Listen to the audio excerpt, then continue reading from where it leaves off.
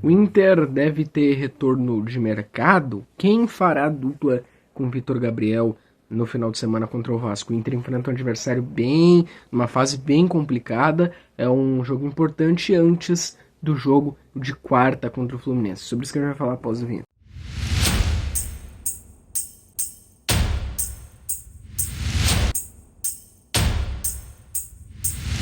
Olá pessoal, a voz ainda é um pouquinho gripada e tal, mas tá tudo certo aí. O Inter deve ter um retorno, né? Na verdade, o Inter já teve o retorno do mercado. O Vitão foi suspenso no último jogo contra o Santos, então o Vitão não joga contra o Vasco domingo no Beira-Rio pela 16ª rodada do Brasileirão.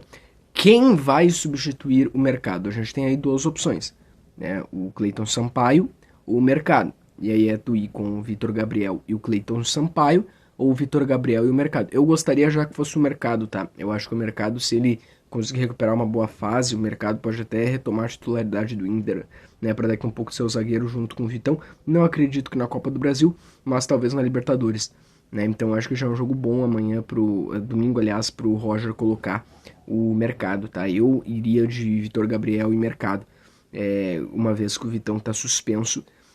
E não precisa jogar os 90 minutos, mas coloca o mercado ali boa parte da partida, até bom pra gente ver como é que ele tá, como é que ele já aguenta e tudo mais. Porque o mercado é um baita zagueiro, o mercado em boas condições físicas, o mercado é um dos melhores zagueiros da América do Sul, ex-jogador de seleção. E ele também é um líder do vestiário, né? Ele é aguerrido, vestiário e tudo mais. Então eu acho que é uma boa realmente. Então eu iria de Vitor Gabriel e mercado. No mais, o Inter deve ir com um time titular, tá? O Inter deve ir com o Rocher, com Aguirre, com Bernabé. Fica essa dúvida aí. Vitor Gabriel e mercado ou Vitor Gabriel e Cleiton Sampaio?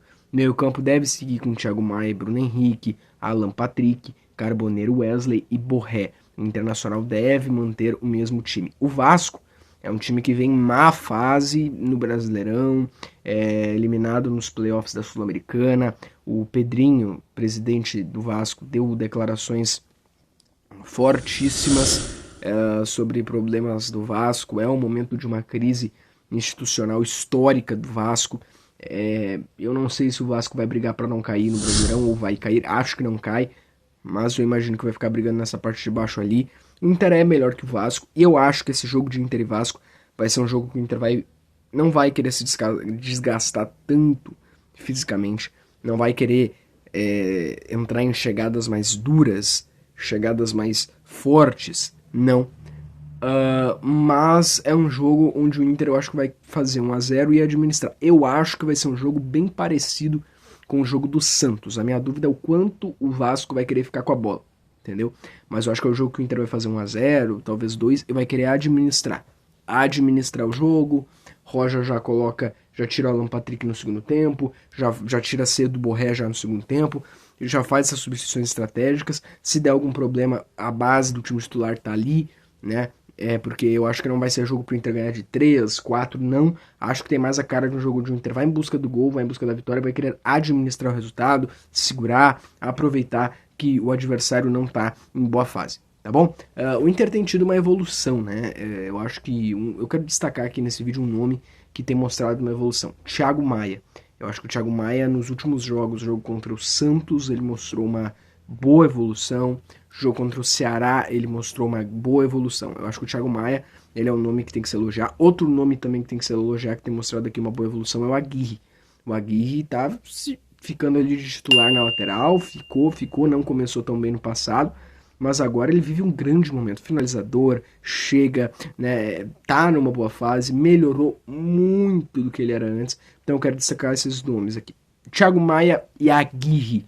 Eram nomes que em outro momento não foram tão bem, mas evoluíram muito, principalmente o Aguirre ali. Tá? E o Thiago Maia também. O Thiago Maia tá numa fase muito boa. Eu acho que é isso. Acho que o torcedor também tem que olhar para esses lados bons. Às vezes a gente olha muito pro lado negativo, né? Negatividade, porque não jogou tão bem. Mas existem pontos positivos. Existem algumas coisas positivas sim nesse time do Inter, tá bom? Todas as segundas-feiras aqui no canal a gente faz live. E eu vou colocar agora um trecho na nossa live da última segunda-feira aí pra te ver também. É um bate-papo colorado, assim, que a gente fala muito sobre o Inter. Olha aí.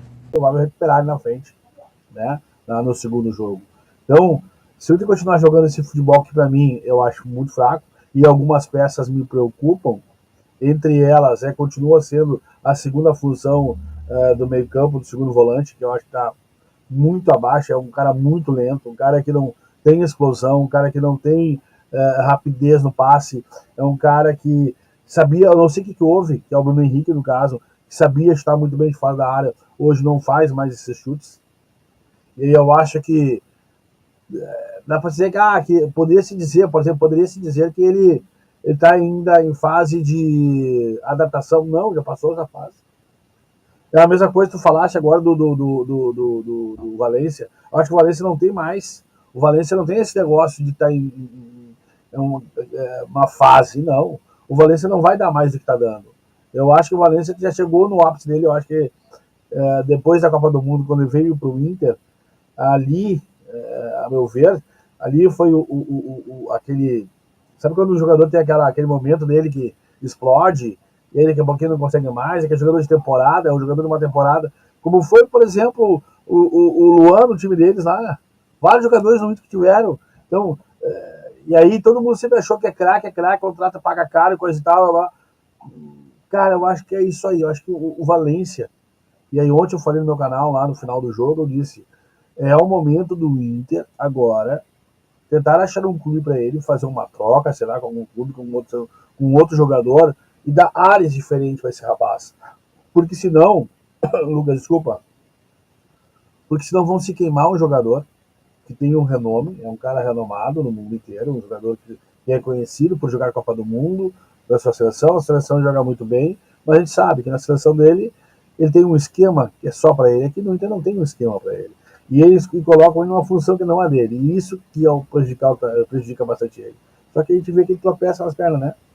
Outra função, Lucas, que me preocupa muito, além dessas duas funções que eu falei, da segunda volância e do centroavante, ou do atacante, que é o Valência, que me preocupa muito, que é um jogador caro para o clube, é muito caro. Ele é em torno de 1 milhão, quase 1,5 milhão, né? Para o Internacional, isso é uma grana muito pesada. A gente poderia trazer, por exemplo, dois volantes, um volantaço e um centroavante. A verdade é essa, entende? Um centroavante top, um centroavante que chega aqui é um matador. E a outra função que eu estou preocupado é com o nosso zagueiro pelo lado esquerdo, que é o menino Vitor Gabriel, né? O Vitor Gabriel, que é um menino, eu sei que o menino oscila, jovens vão oscilar nos jogos, mas ele já vem oscilando há muito tempo.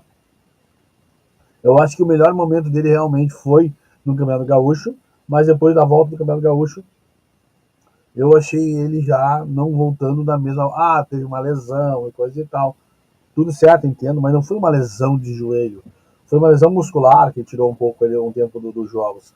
E ainda ele pegou um tempo ainda da parada ainda, entende? E ele não vinha muito bem também. Eu não estava achando os jogos dele melhor igual que ele estava fazendo no Campeonato Gaúcho. Por isso que às vezes, Lucas, a gente tem que aprender a entender, ou melhor, temos que entender que o gauchão não é parâmetro para nada. E nem o título do gauchão é parâmetro para alguma coisa.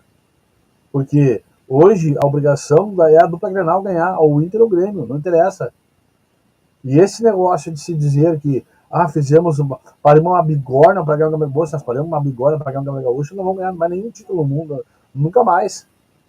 Porque nós vamos ter que parir várias bigornas para conseguir ganhar um título importante. Entende, Lucas? Então, o meu medo hoje é nessas posições. Nós não temos um volante, nós precisamos que o mercado volte, e tomara que volte naquela adrenalina que ele voltava, aquela raça que ele vinha, sabe? Com aquela vontade, com aquela pegada, com aquela coisa que ele tem de ser um bom zagueiro. Tomara que ele entenda que ele não pode mais fazer o que tem de ser que ele é um gurizão. O negócio dele hoje tem que ser uma coisa mais, como é que eu vou explicar, mais pelos atalhos, porque já tá velho, não pode mais correr que nem um menino. Né? Por isso que temos hoje o Vitão. Eu acho que a melhor zaga, por exemplo, do Inter hoje, mesmo voltando o Vitão, para mim seria Vitão e mercado. Seria isso a nossa zaga. Agora, uma coisa que eu também não vejo só coisas ruins no Inter. Eu vi melhoras no Inter. Não tinha mais que eu vi melhoras nesse último jogo do Inter.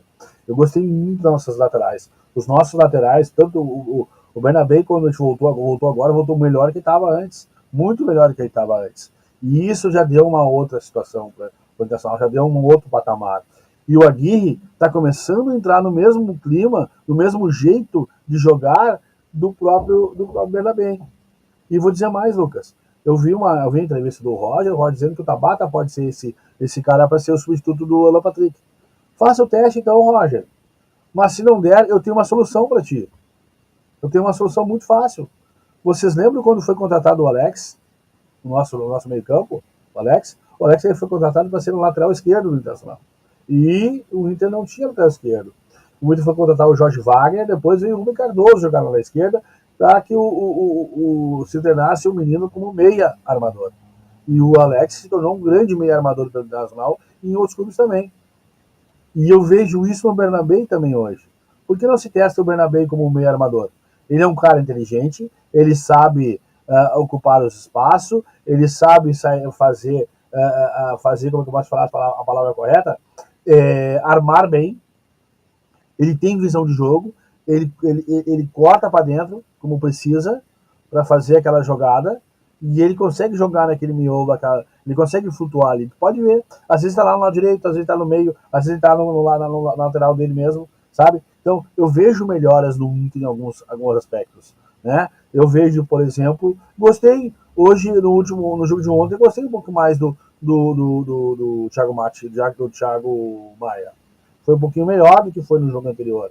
Eu gostei do Wesley, o Wesley jogou um pouquinho melhor. Eu acabaste de falar também do Alan Patrick, por exemplo. O Alan Patrick no último jogo, eu disse lá no meu canal, eu falei